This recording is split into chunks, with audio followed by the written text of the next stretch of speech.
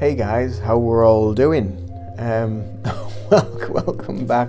I'm a bit spaced out at the minute. I've just finished like three healing sessions on the bounce, pretty much. So I thought, well, I may as well come on here and do a video now that I have a little bit of spare time, and there's not a lot of noise coming from next door. They've been doing no work today, so it's been quiet. It's been lovely. So here we go.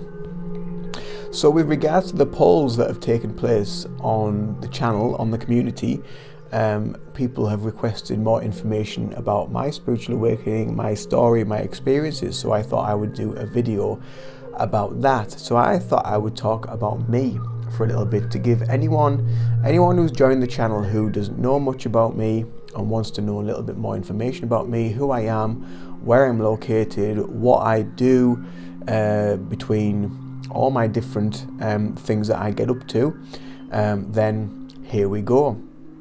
And I'll touch on two little things about how my journey has progressed, and I'll see how long the video goes, and I may have to do it in a few parts, so keep your eye open. So I'm going to call this one me and my journey part 1 or something like that probably, and then moving on maybe part 2 and part 3. It might be 3 in 3 parts, because there's lots of things that I've picked up along the way and learned and attuned to with experimentation and with discovery.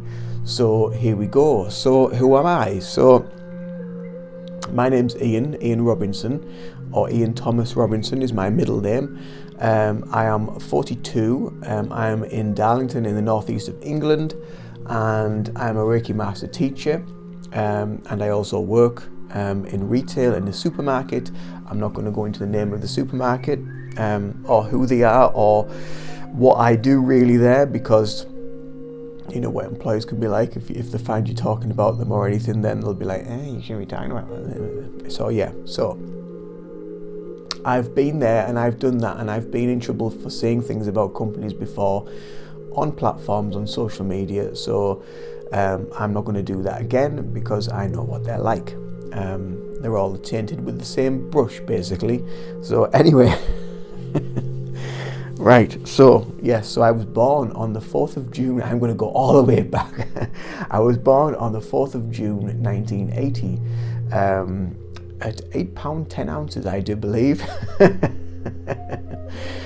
So yeah, so anyway, moving on from that. So when did I think or know that I was moving on to a spiritual path? I didn't have a clue that anything like that would be entering my vicinity. Although saying that, I probably also did as well, because I've always been fascinated by the paranormal, by extraterrestrials, by UFOs, anything different, the Loch Ness Monster, the Yeti, abominable snowman, all that sort of stuff. I've always been interested and fascinated with things of that nature, things that have been slightly different. And I always remember when I was around about 3 years old, probably around about that age, I really don't know exactly, but I was very, very young, and I was able to sit on my mum's knee, so that's how young I was. And I always remember asking her, and it's still very vivid in my mind now, I always asked her, what happens to us when we die? Like, what kind of a question is that for someone of that age to ask? That's just like weird, isn't it? Like, just weird. But I think when you discover knowledge and information about like old stalls and star seeds and all this sort of stuff that people talk about, you know, we're all star seeds. We're all from the universe. So it's not really a big deal. But when it starts to shine and it starts to show, and you start to realize that you're a little bit different, then that's when the journey starts to really begin. So I kind of fumbled my way through life, through school, through the indoctrination or the education system, as they like to call it, and I was never very good at it. I wasn't very, very good at it. My brother was really good. My brothers was very well educated. He got like top marks and everything. I didn't get many at all. I think my top mark was A for art, and then maybe C for English or something like that, and that was about it. The rest of them were D's and belows. Didn't really mean much to me. I didn't really have much time for education. You know, it just wasn't for me.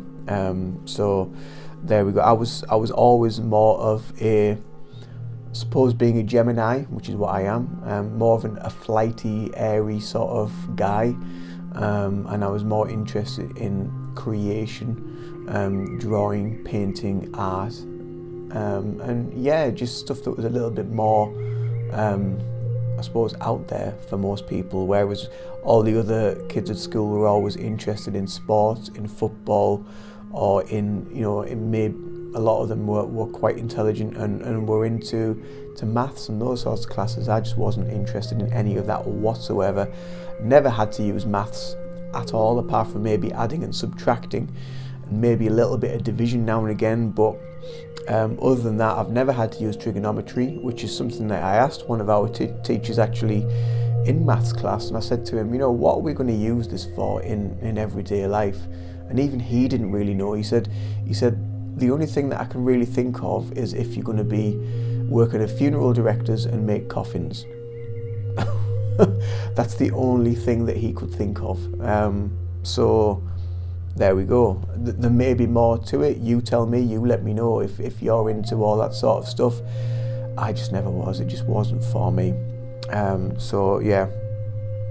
So I kind of, like I say, I fumbled my way through school, and then eventually went to college and did art and design at college with one of my best friends, who I'm still good friends with now, who watches these videos, Stephen. Hello Stephen, if you watch this video. And we've been best friends for 30 plus years, so it's a long time. We always joke that we're still taking therapy for all the years of damage and stuff that we've done to each other, but you know, we've always had a really good, it has been a good relationship. Sometimes it's been a bit rocky and what have you when we were housemates and we lived together and stuff, and but yeah, it's all water under the bridge, you know. You just laugh at things now. So yeah, but yeah, you meet people in life that you find resonate with you, and they just stick with you like for all time, you know, and they're just, I don't know, soul family, I suppose, and they just follow you through life, and it's really lovely to have Stephen as a good friend. So there you go, Stephen. Anyway, so we went and did art and design together at college, which was fun. It was fun. We did that for a couple of years, and then I went into work in retail. While I was at college, I worked as a student there. And just did short hours on an evening, filling shelves and what have you. And then, you know, I was going to take like a year out and then maybe go to uni. And I didn't ever get to uni in the end to do art or anything like that. I was offered then, after being a student for so long, I was offered like a full-time job when college finished, which I accepted and I took, and kind of just stayed on that working wheel. So that was kind of my belief at the time, that you had to just get on the hamster wheel, get working, earning money. Like I say, I was just going to work for maybe a year, take a year out, and then go to uni. But never got around to it. And then obviously you get a little bit older, and you get to 18, and you can go out. You can go out drinking, and you know. So when I was 18, 19ish, I started smoking. I was drinking. I wasn't drinking heavily, and I wasn't smoking heavily to begin with. That probably started in my early 20s, where it became a little bit more addictive, where I was probably out most nights of the week, and used to smoke probably around about maybe 30 a day, 40 a day, something like that. I always used to have to buy a packet of 20 in the morning and a packet of 20 on the night to see me through. That's what it was like. And I just think, how on earth did I like get through that and do that? But I mean, I've been stopped for over 10 years now, so it's been a while. So yeah, and I can definitely, if anyone's ever thinking of stopping smoking, do it. The one thing I will say to you is you really have to want to up here. You have to want to.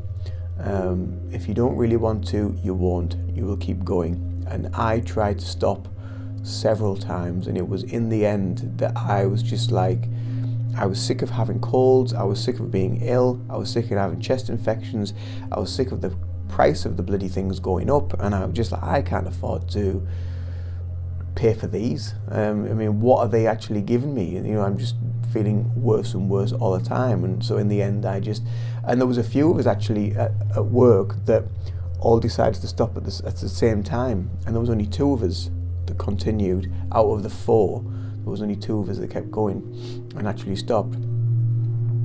So yeah, so I just got into the working world, and I was working full time. Then I was offered supervisor roles or manager roles, and stayed with that in supermarket retail.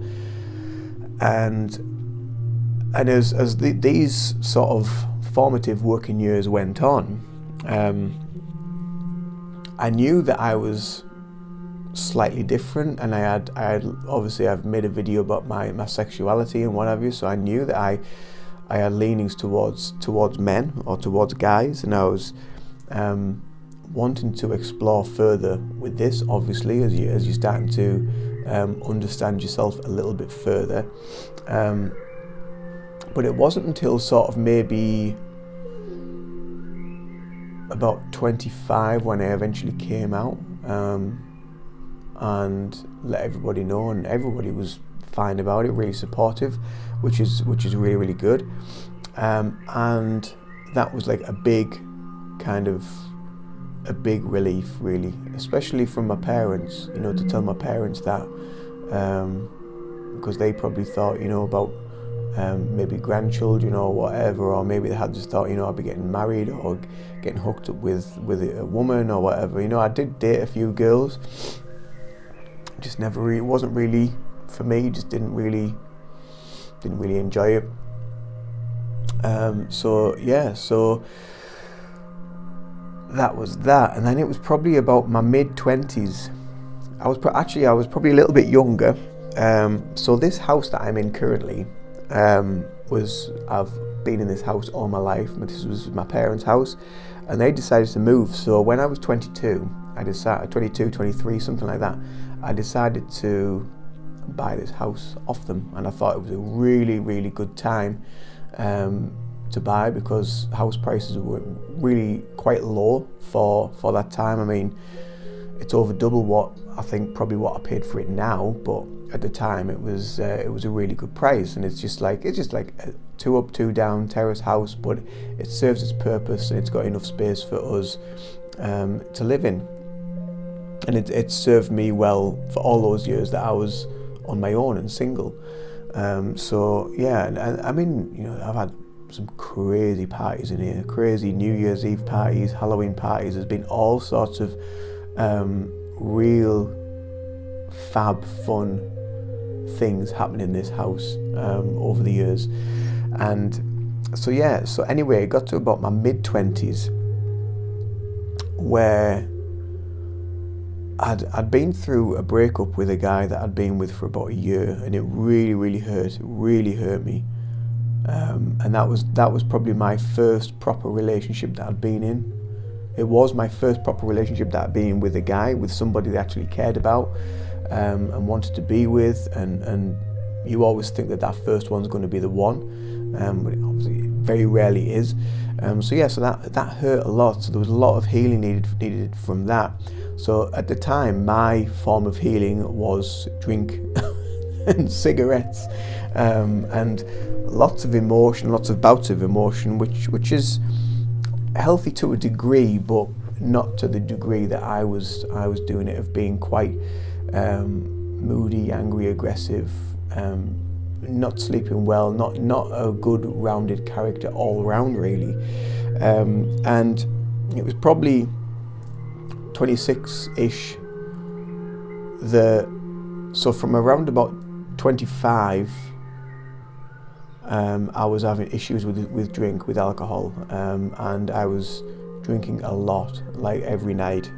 smoking a lot every night and drinking a lot every night, and it wasn't good, and I was not performing well at work. I was turning up late, sometimes I was turning up drunk, sometimes I just hadn't slept, and I got called in to have a meeting with one of the managers, and they asked what was going on, and I explained, and I just came out with it and was quite candid about it, and I just said I think I've got a drink problem, and explained what was going on and how I was feeling, and that was kind of that, and that did help a little bit because it was somebody that was actually listened and they seemed to care,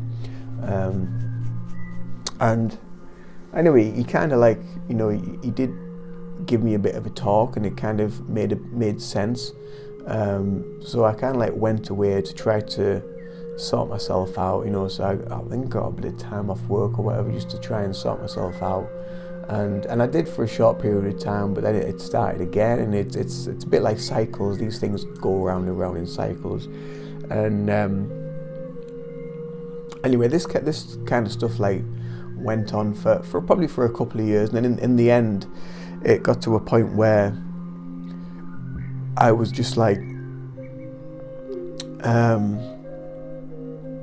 was at a place really because we'd had a change of management and people had moved around, and there was these new managers in, and one of them was really homophobic, really narcissistic, very damaging to people's mental health. He was a bit of a bully, and just did not like or get on with him whatsoever, so decided to step down and transfer and leave, and then went to a different store within the same company, which I went to go and work in another department, and all the staff were really friendly, and the manager was really friendly, and then over time things started to change, and I started to see these things that were happening between staff members and the manager, and I was his supervisor, and there was things that were going on, and it just felt wrong,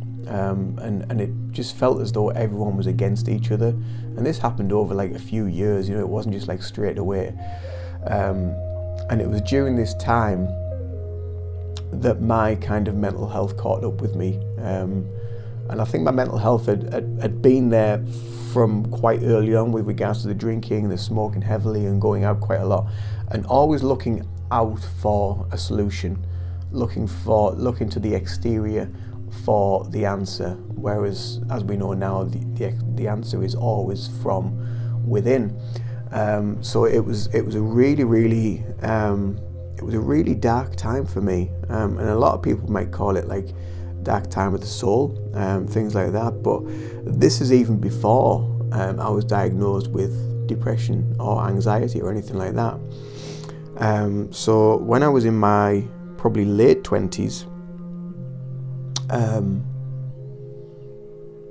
that's when it kind of really hit, and I went to see a GP and found out that I had depression and I had anxiety, and then it got to a point where I went out one day and I was walking the dog, and I went into the park, and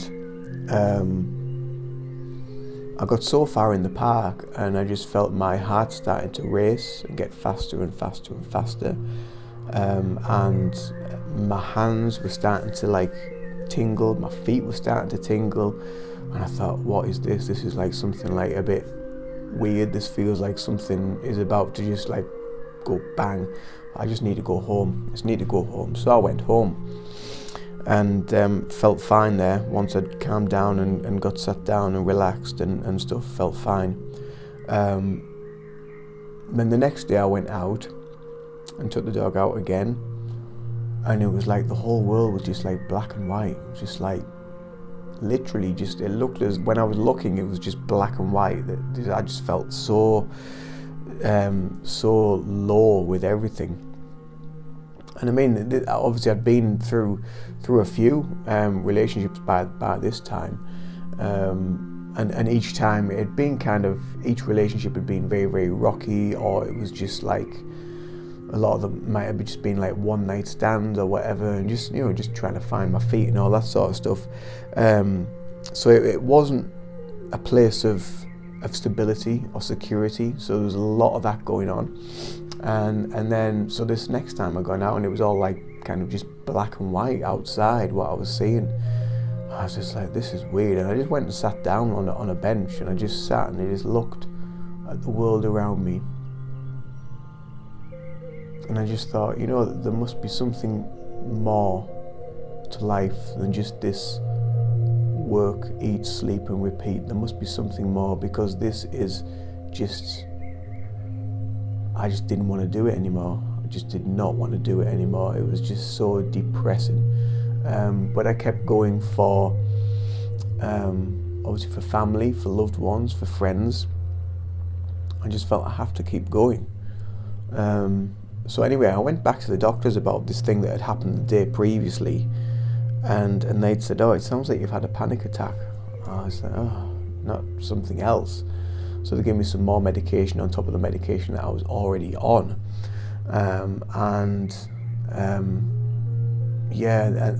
they were like beta blockers or something like that, but they just made me put on weight. So I put on quite a lot of weight with them, and they slow your metabolism down, or they slow your heart rate down a little bit, so it doesn't sort of fibrillate and go all over the place. They kind of like steady your heartbeat down and slow it down a little bit.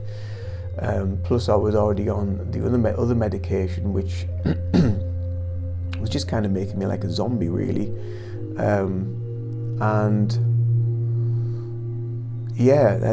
then after that, I think it was the next day or maybe later that week. I mean, it's such a long time ago now, but I went back out again, and I went into the park and I went and just sat down again, but everything was so different, and everything just all of a sudden seemed to just be so bright. The colours were so vivid. It was crazy, and it was like initially with the, I remember the sun being really bright, and it was almost like this bright light in my eyes, and then all the colours, the grass, the leaves, the sky was so blue, the leaves were so green, the grass was so green, and all these colours were just so vivid. Now I was just like, wow, this is like totally different to the other day. This is just like a total transformation. And I didn't really know what it was back then. I didn't realise it was some sort of awakening. I just thought it was, I don't know, something to do with depression, anxiety or whatever, but it felt as though something was changing. And then a few weeks after that, a friend of my brother's phoned me up, and just randomly out of the blue. And anyway, we got talking and we got together. We met up a few times, and we became quite close, became quite friendly, and he became aware of my situation and my mental health and all that sort of stuff. And he'd said, have you ever thought about meditating? And I was like, no, that just was never in my thoughts, never in my periphery. And anyway, so I began meditating with him, and it just started off with a few minutes, and then over time built it up, 5 minutes, 7 minutes, 10 minutes, and became quite proficient at just being, just stopping and just being aware of my breath and just being in the now, being in the presence of myself, and not having these crazy random whirlpool thoughts that were taking me out onto catastrophe, basically. And that was a big turning point for me when I discovered that, because it gave me such clarity of the situation that I was in, the situation that I was in at work, the people and what they were doing at work, and how they were all being played off against each other, and how the manager was really narcissistic and controlling and using of everybody, and blamed everyone for his mistakes. And when you're in it and you're not, when you're so dumbed down, you just don't see any of this stuff. And I was starting to see it. I was starting to see these cracks, and this is kind of like where it all starts to change and starts to take shape. So I'm going to leave that here until the next video. So this is part 1. So we've covered a little bit about me, about my childhood, about my development, what I've been through. After this, in the next video, over the next day or two, when I come to do it, I will talk about the things that happened after I discovered meditation. I hope you've enjoyed. Do give me a thumbs up if you have. If you're new to the channel, if you're new to the channel, don't forget to click that subscribe button. Also hit the little bell so you'll be notified whenever I upload a new video. But until the next video, much love to you all. Take care of yourselves, my friends, and namaste, and see you in part 2. Toodaloo!